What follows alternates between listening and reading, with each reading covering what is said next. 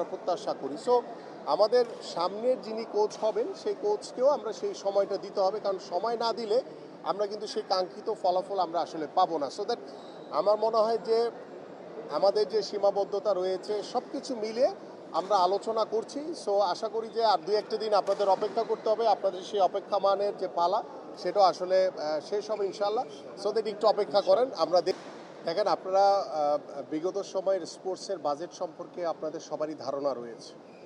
তো সেই বাজেট কিন্তু আসলে বাংলাদেশের প্রেক্ষাপটে বা আমরা বর্তমানে আগামীর বাংলাদেশের ক্রীড়াঙ্গনকে এগিয়ে নিয়ে যাওয়ার জন্য যে চিন্তা ভাবনা করছি সেই জায়গায় বর্তমান বাজেটটা কিন্তু একদমই অপ্রতুল আমি মনে করি।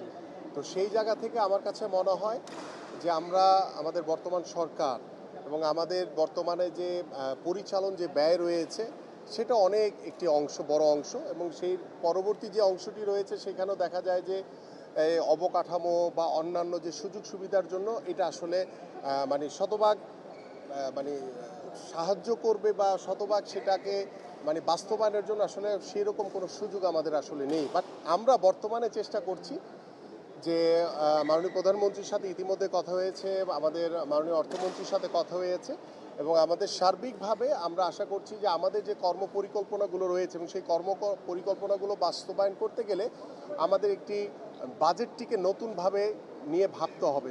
সেই ভাবনার জায়গাটা ইতিমধ্যে আমাদের মাননীয় প্রধানমন্ত্রী সহ আমাদের মাননীয় অর্থমন্ত্রী এবং আমাদের স্পোর্টসে যারা রয়েছেন সবাই আমরা কাজ করছি। তো আশা করি যে আগামীর যে অর্থ বছরে সেই অর্থ বছরে বাংলাদেশের নতুন এই ক্রীড়াঙ্গনের যে চিন্তা ভাবনাকে বাস্তবায়নের জন্য আমাদের বাজেটের একটি বৃহৎ অংশ নতুনভাবে বাস্তবায়িত হবে বলে আমি